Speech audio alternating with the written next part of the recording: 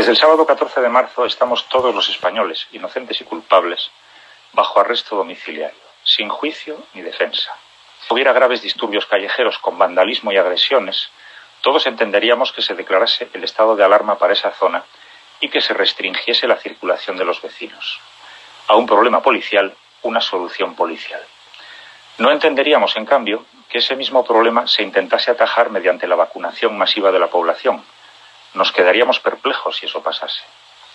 Sin embargo, nos encontramos frente a un problema sanitario para el que, junto a medidas sanitarias, que serán o no las adecuadas, nos han metido en el mismo saco, como si tal cosa, medidas policiales severísimas sin justificación sanitaria alguna.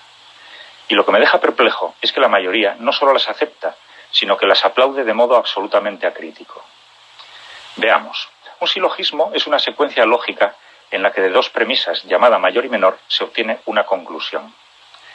En el caso presente, el Real Decreto del estado de alarma establece como premisa mayor que tenemos que atajar la expansión de un virus que se propaga directamente a 1,5 metros de distancia del infectado por la saliva e indirectamente por el contacto con fómites, es decir, objetos contaminados por el infectado y tocados posteriormente por el sujeto susceptible. De esta premisa mayor, el Real Decreto llega a la conclusión de que los ciudadanos no podemos pasear ni correr por la vía pública, ni siquiera solos. Igualmente, tampoco podemos viajar en coche con las personas con las que compartimos la casa y hasta la cama, aunque sí podemos viajar en taxi. Pues va a ser que yo no tengo las luces suficientes, porque me falta la premisa menor, es decir, esa que lleva de la premisa mayor a la conclusión. Si alguien la conoce, por favor que me ilustre. Las autoridades bávaras, que han impuesto restricciones a la circulación, tampoco la conocen y permiten salir a hacer deporte o pasear siempre que se haga en solitario o con familiares. O las autoridades francesas, que exigen que el ejercicio sea individual. Probablemente estas autoridades están tan locas o mal informadas como yo. Quien, por ejemplo, sale a correr al parque sin acercarse a nadie, no es que sea difícil, es que es prácticamente imposible que se contagie si está sano, ni que contagie a otro si está infectado. Algún integrista me dirá que riesgo hay, remoto, pero lo hay. Cierto. Los prevencionistas sabemos que el riesgo cero no existe. La vida es riesgo en sí misma. Pero me atrevo a afirmar que ese riesgo residual de quien sale a pasear o correr es 100 veces menor que el de quien sale a comprar al supermercado o el de quien monta en un taxi, por muy aseado que sea el taxista. Y eso sin hablar del riesgo para la salud mental y física asociado al confinamiento y el sedentarismo. Prefiero asumir el otro riesgo que este.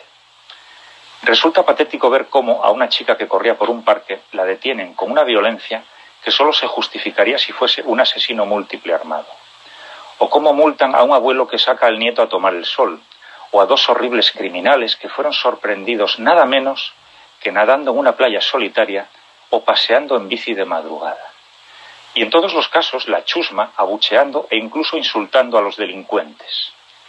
Los presos vigilando la cárcel con más celo que los propios carceleros. Si no sentimos náuseas al ver estos bochornosos espectáculos, es que estamos intoxicados. Intoxicados de miedo y de ignorancia. Intoxicados de propaganda. Si el autor intelectual de este desatino fuera Joseph Goebbels, el ministro de propaganda de Hitler, se frotaría las manos de satisfacción. Dice el coronel Pedro Baños, experto en inteligencia militar, que si no nos damos cuenta de que nos están lavando el cerebro, es que ya lo han conseguido. Y vaya si lo han conseguido. Debemos reflexionar seriamente sobre las restricciones de derechos que estamos dispuestos a aceptar bajo cualquier pretexto. Y repito, no digo que la epidemia no sea un problema grave. Digo que las medidas policiales draconianas que se nos han impuesto carecen de justificación sanitaria. Y si no somos capaces de verlo, mañana, bajo cualquier otra excusa, real o ficticia, volverán a restringirnos los más elementales derechos. Y tragaremos porque ya estaremos insensibilizados y no sabremos reaccionar. Mis últimas palabras son para los agentes de la autoridad a los que, en expresión castiza, les ha tocado bailar con la más fea.